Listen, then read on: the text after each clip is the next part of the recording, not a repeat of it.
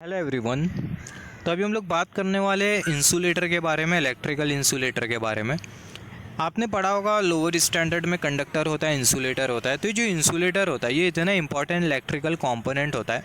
अगर इंसुलेटर अगर नहीं होता तो शायद ही इलेक्ट्रिकल इंजीनियरिंग एग्जिस्टेंस में होती है। इलेक्ट्रिसिटी को हम लोग यूज़ ही नहीं कर पा रहे होते अगर इंसुलेटर नहीं होता तो जहाँ पर इलेक्ट्रिसिटी है वहाँ पर इंसुलेटर होना ही होना है, तब जाके इलेक्ट्रिसिटी को आप यूटिलाइज़ कर पाओगे।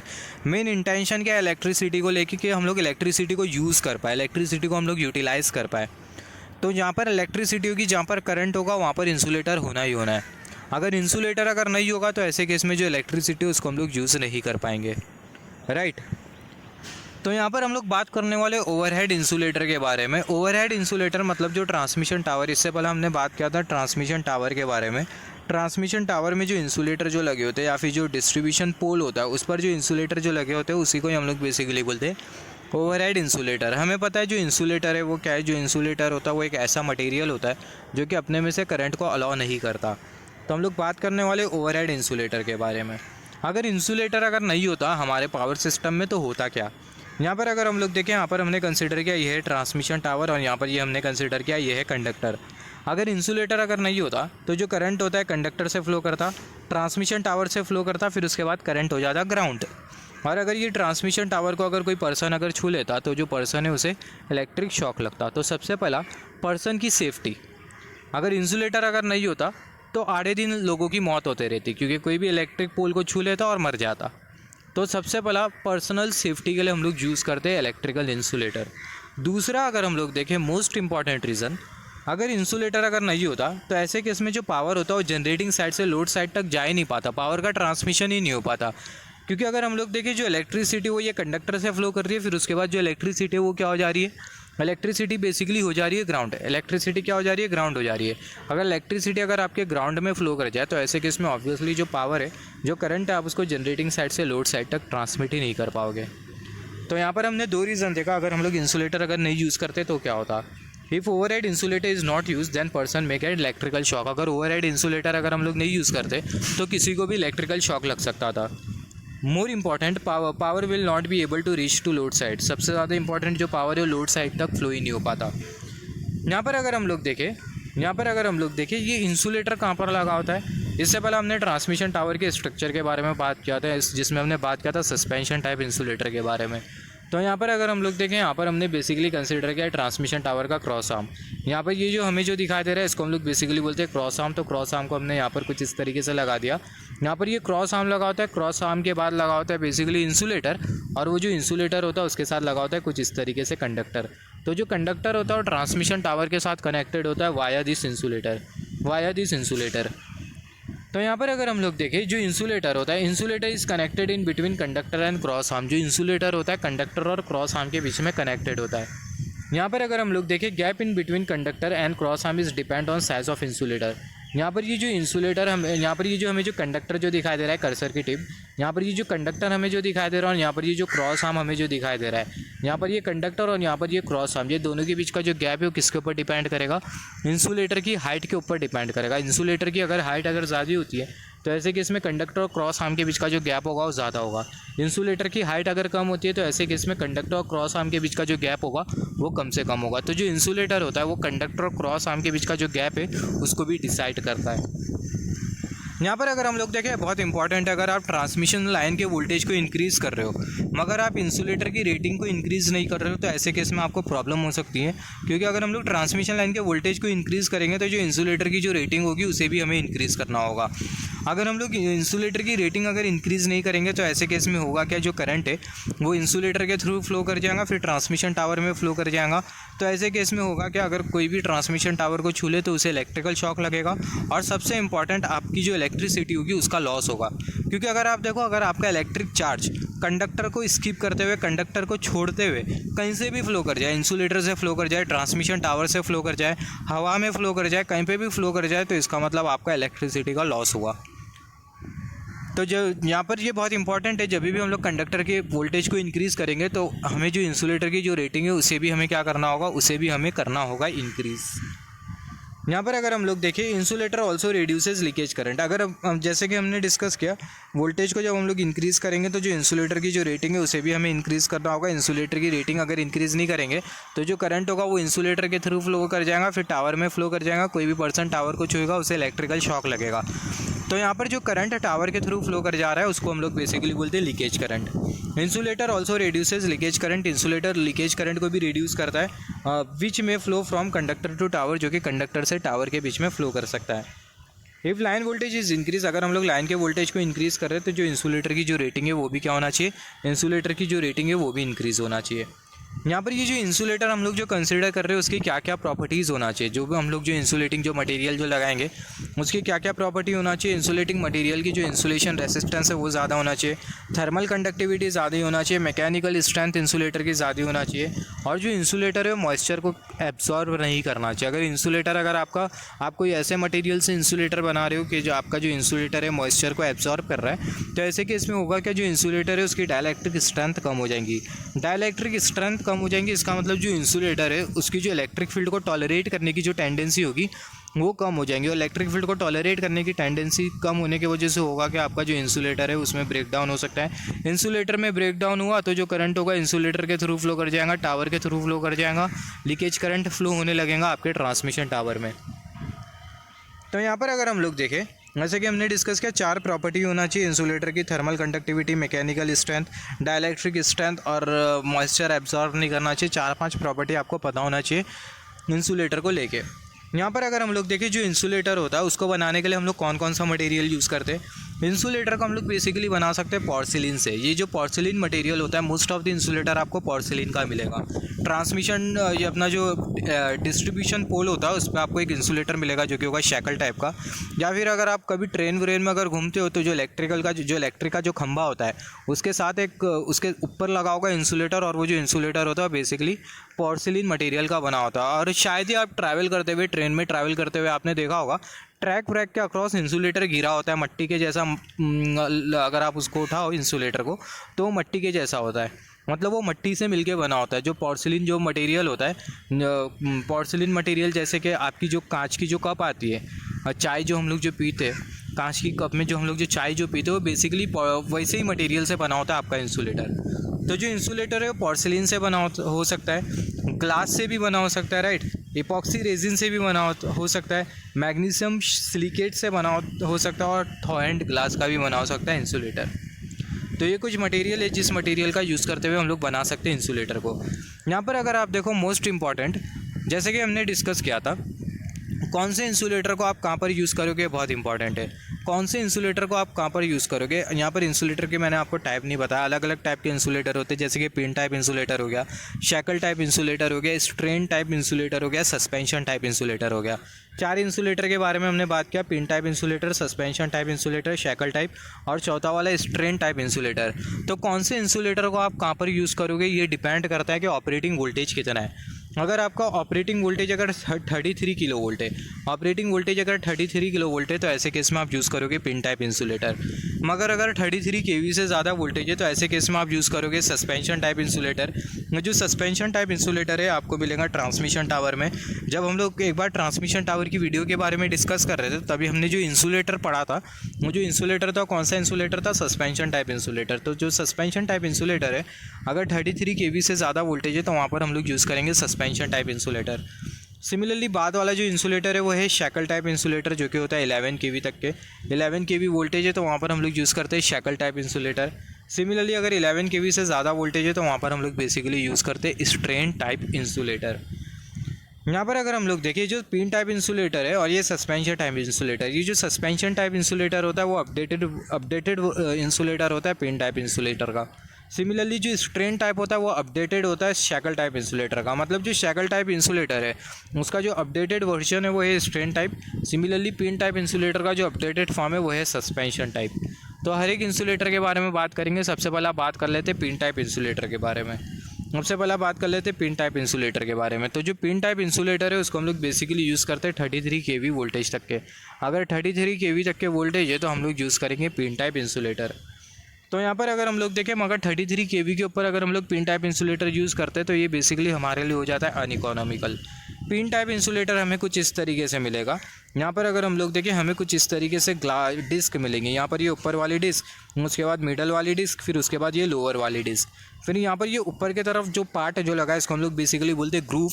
और ये जो ग्रूव है वो करता क्या है, जो ग्रूव है वो कंडक्टर को सपोर्ट करने का काम करता है। मतलब ये जो ग्रूव होता है इसके साथ ही हम लोग बेसिकली लगाते हैं कंडक्टर।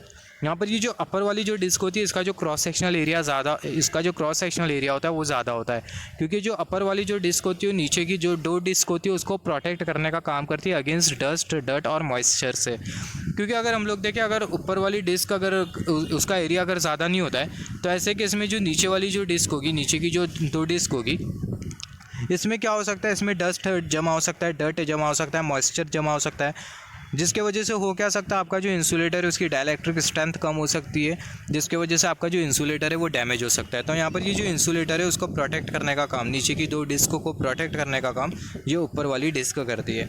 तो जो अपर डिस्क होती है उसका जो एरिया होता है वो ज़्यादा होता है लोअर डिस्क के कंपेरिजन में, क्योंकि यहाँ पर जो डस्ट डर्ट जो है ये इंसुलेशन की स्ट्रेंथ को क्या कर सकते हैं, डिक्रीज़ कर सकते हैं। यहाँ पर अगर हम लोग देखें जो इंसुलेटर है इसको हम लोग पिन टाइप इंसुलेटर इसलिए बोल रहे हैं क्योंकि अगर हम लोग देखें नीचे की तरफ क्या लगी हुई है, नीचे की तरफ लगी हुई है पिन। तो ये रीज़न की वजह से जो इंसुलेटर है इसको हम लोग बेसिकली बोल रहे हैं पिन टाइप इंसुलेटर। और यहाँ पर ये हमें दिखाई दे रहा है क्रॉस आर्म। सिमिलरली अगर हम लोग देखें using pin type insulator about 33 kV is uneconomical. अगर हम लोग 33 kV के ऊपर पिन टाइप इंसुलेटर को अगर हम लोग यूज़ कर रहे हैं तो ये बेसिकली क्या होगा, ये बेसिकली होगा हमारे लिए अनइकोनॉमिकल। तो 33 kV के ऊपर हम लोग पिन टाइप इंसुलेटर को नहीं यूज़ करते क्योंकि ये अनइकोनॉमिकल हो जाता है। सिमिलरली यहाँ पर बात कर लेते हैं दूसरे इंसुलेटर के बारे में जो कि है सस्पेंशन टाइप इंसुलेटर। तो सस्पेंशन टाइप इंसुलेटर हमें कुछ इस तरीके से मिलेगा। जो सस्पेंशन टाइप इंसुलेटर होगा वो हमें कुछ इस तरीके से मिलेगा। Just wait for a second. हाँ, तो जो सस्पेंशन टाइप इंसुलेटर है वो हमें कुछ इस तरीके से मिलेगा। तो अभी बात करते हैं सस्पेंशन टाइप इंसुलेटर के बारे में। इससे पहले आपने ट्रांसमिशन टावर का अगर कॉन्सेप्ट अगर देखा हो, ट्रांसमिशन टावर की वीडियो देखा हो, तो उसमें हमने बात किया था इंसुलेटर के बारे में, और वो जो इंसुलेटर था वही था सस्पेंशन टाइप इंसुलेटर। तो जो सस्पेंशन टाइप इंसुलेटर है वो आपको कुछ इस तरीके से मिलेगा।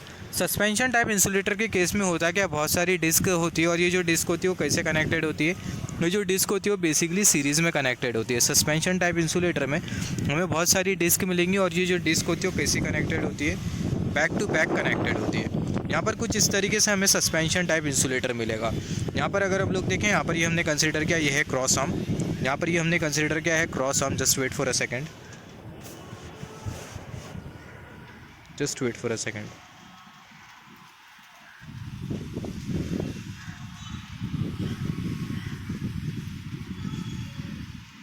हाँ, तो यहाँ पर ये हमने कंसिडर किया ये है क्रॉस आर्म, और यहाँ पर ये क्रॉस आर्म के साथ जो इंसुलेटर जो लगा ये है बेसिकली सस्पेंशन टाइप इंसुलेटर। तो जो सस्पेंशन टाइप इंसुलेटर है उसको हमने यहाँ पर कुछ इस तरीके से बनाया।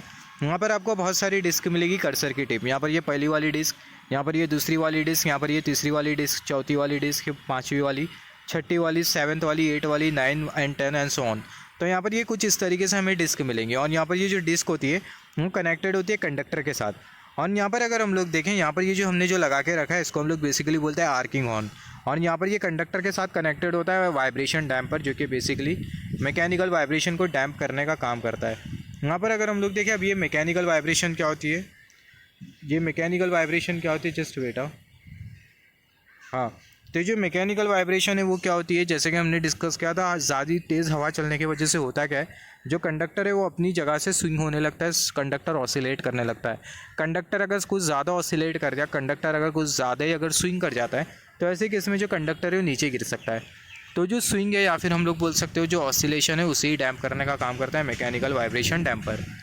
तो यहाँ पर अगर हम लोग देखें, यहाँ पर ये जो इंसुलेटर है इसी को ही हम लोग बेसिकली बोलते हैं suspension type insulator. Suspension type insulator में बहुत सारी डिस्क लगी होती है, और हर एक जो डिस्क होती है वो कितने वोल्टेज को हैंडल कर सकती है, 11 kV वोल्टेज को हैंडल कर सकती है। Each disc can handle 11 kV voltage.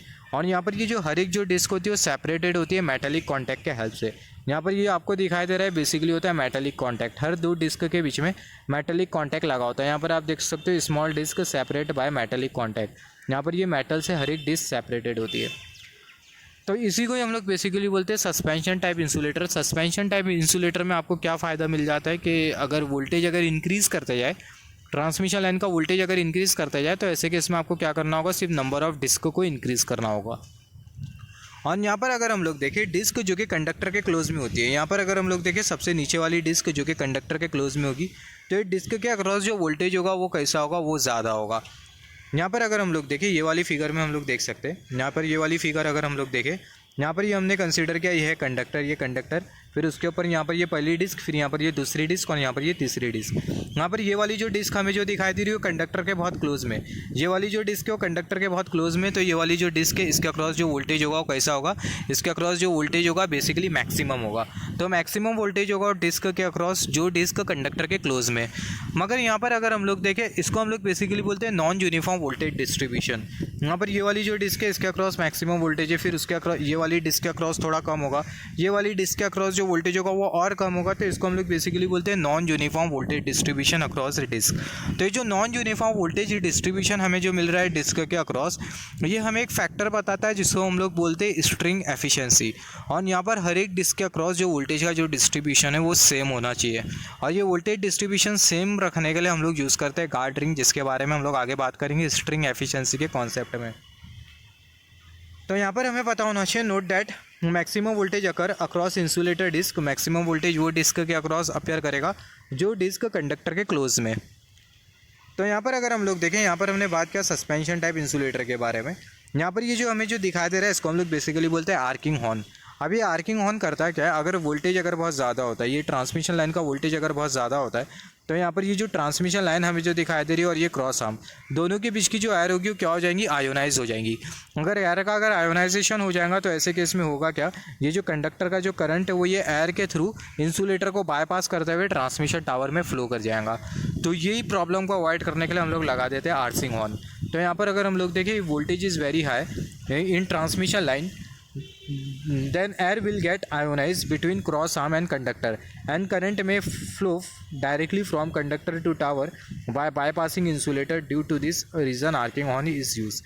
तो यहाँ पर अगर हम लोग देखें ये जो आर्किंग हॉर्न होता है यही रीज़न के लिए यूज़ किया जाता है ताकि जो कंडक्टर है उसका करंट ट्रांसमिशन टावर में फ्लो ना हो जाए एयर आयोनाइजेशन की वजह से। साथ ही साथ ये जो आर्किंग हॉर्न है वो क्या करता है, जो इंसुलेटर है उसे प्रोटेक्ट करने का भी काम करता है। सिमिलरली नेक्स्ट इंसुलेटर के बारे में बात कर लेते हैं जो कि है shackle type insulator. Shackle type insulator, तो ये जो शैकल टाइप इंसुलेटर है बेसिकली आपको मिलेगा डिस्ट्रीब्यूशन सिस्टम में। अगर आप विलेज में अगर जाते हो, गांव खेड़े में अगर आप जाते हो, तो वहाँ पर आपको बेसिकली मिलेगा इलेक्ट्रिक पोल, और वो जो इलेक्ट्रिक पोल होगा उसके ऊपर लगा होगा ये शैकल टाइप का इंसुलेटर। तो यहाँ पर अगर हम लोग देखें जो शैकल टाइप इंसुलेटर है, just wait for a second, only 1 second.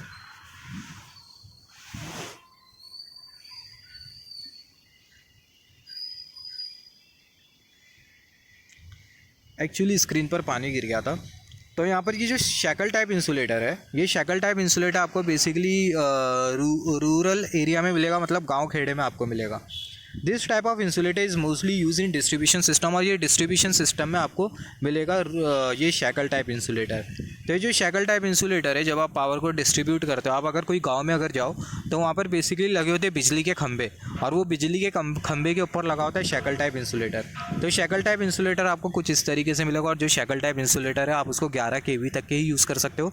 11 kV के बाद आप शैकल टाइप इंसुलेटर को नहीं यूज़ कर सकते हो। Shackle type insulator is mostly use at dead end turn और कॉर्नर ऑफ द रोड। तो जैसे कि हमने डिस्कस किया, जो शैकल टाइप इंसुलेटर होता है सबसे पहले आपको डिस्ट्रीब्यूशन सिस्टम में मिलेगा, इलेक्ट्रिक पोल के ऊपर आपको शैकल टाइप इंसुलेटर लगा हुआ मिलेगा।